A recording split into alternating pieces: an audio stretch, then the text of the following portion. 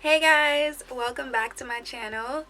If you guys haven't subscribed already, make sure you go ahead and subscribe down below to my channel. I tried my best to show you guys a very detailed video of how I normally make my wigs. That's all I've been like wearing for a while now, probably for like a year now, because I did a big chop in last year November, and I've just been kind of wearing wigs just to like have protective styles and keep my hair from getting damaged. So I've been wearing wigs and I love them, and I hope I can allow you guys to love them as well.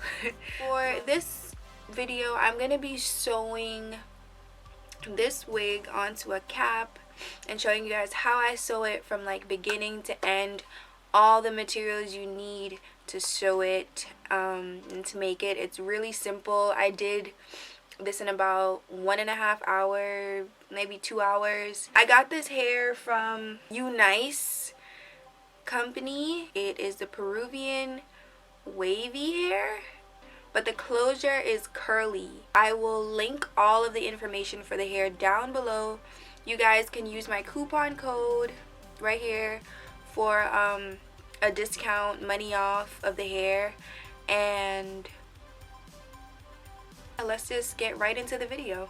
Guys, so this is the package that the hair had came in. I got 18, 22, 24, and 26 inch hair in the Peruvian deep wave, and for the closure I ended up getting the 16 inch curly hair closure since they didn't have any more deep wave. The closure is pretty good. It's I didn't have to bleach the knots or anything, but you can see the texture is a little bit different than the hair, than the bundles. The curls are a little bit more looser, but the parts are pretty good. I didn't even have to pluck it, and they gave me some eyelashes too, which is always good. So first you're going to need a dome head. I normally get these from the beauty supply store. You're going to need some thread. You're going to need a needle, a weaving needle, and you're also going to need a spandex dome wig cap. This wig cap is what I normally use for my wigs. It's very flexible and it's big enough for my big head. So that's always good, and it's stretchy.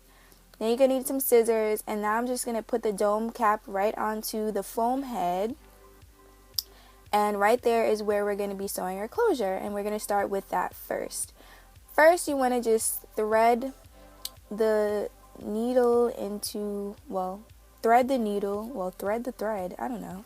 You're going to want to start threading it and putting the thread inside the needle. And that took me forever, but I got it.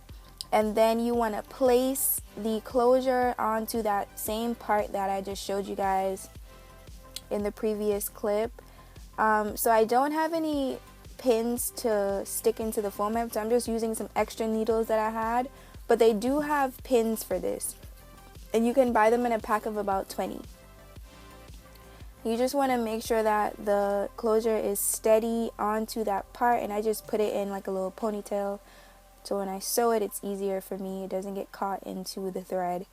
First, you want to start sewing the closure onto the cap, and you want to do it underhanding, like an underhand method. So you're putting the needle through the dome head cap first, and then you're putting it through the closure.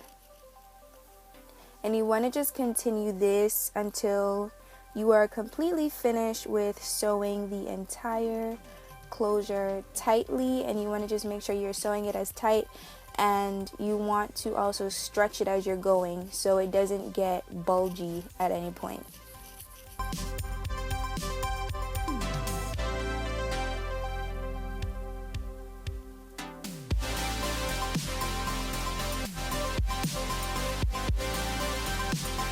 So once you're done sewing it, it should look just like this.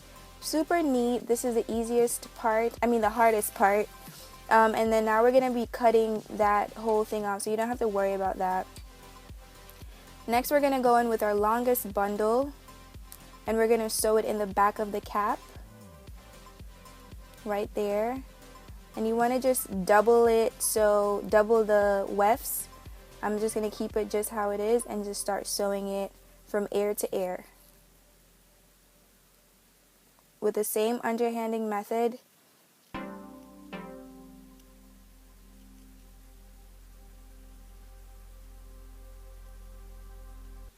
So now that we're all done with the first bundle, we're going to go in with the second longest bundle and we're going to sew it right on top of that. Some people normally start from the top, but I normally start from the bottom, but I always make sure I sew my closure first. I had to change out of my robe because it was getting kind of hot. So now that I'm done with the second bundle, we're going to go to the third bundle and sew that right on top of there. And this is how it should look. It's not super neat because it's curly hair. You can't really tell when you have curly hair. The wefts, they are all over the place, honestly. But next we're going to go in with our last bundle and we're going to just put that right on that empty space area right there. So now that we're done, I'm going to just take out the closure, out the little knot, and I'm going to show you guys how it looks all together. Yeah, the closure is a little bit different texture than the actual bundles, but that's fine. So now we're going to take our scissors and we're going to cut off the black part underneath the closure that is there that we don't need. We really do not need this part. And then after we're done cutting that part off, we're going to cut off the excess lace in front of the closure.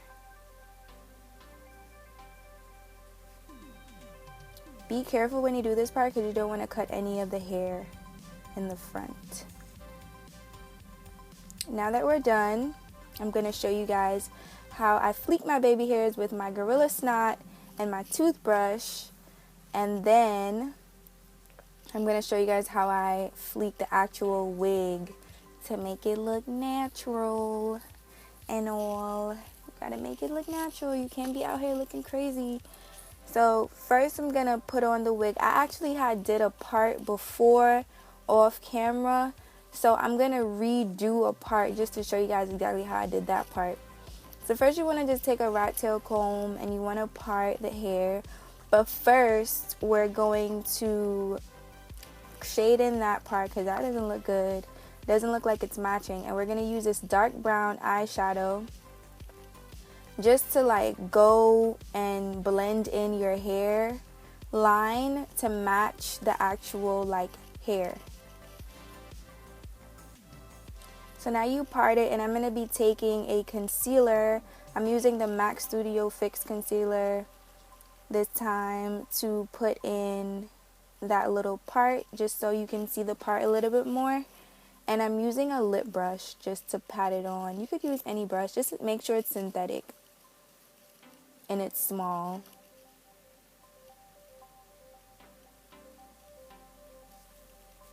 So now I'm just going in, I'm just kind of like freestyling, you know, trying to make the part look as natural as possible. That's really what you have to do when it comes to wigs. Practice really makes perfect when it comes to wigs, because I really don't even know what I'm doing. I'm just doing whatever looks good. And now I'm getting aggravated because my boyfriend just called me and he distracted me. But now I'm putting in this in my hairline. I'm just going in with like eyeliner, and I'm using an eyeliner brush just to give my hairline some like strokes. And I'm going right back in with that dark brown eyeshadow because it's a little bit too light for me. And then I'm going to be using a black eyeshadow to blend in my hairline also, because I feel like the dark brown was a little too light. So I think this black eyeshadow is going to be a little bit better. I'm just dabbing it right on top of there just to kind of freestyle it. And as you guys can see, it's coming together. So now that I'm finished, this is basically how it looks. The hair looks so pretty, you guys. I hope you guys liked this tutorial, and I hope you guys were able to learn from it. I will leave all the description of the hair down below if you guys are interested in purchasing it. Don't forget to use my code KRYSSARTT, and it's from Unice hair, I think. I cannot stop playing with the hair, but thank you guys for watching. I love you guys. Don't forget to subscribe. Bye.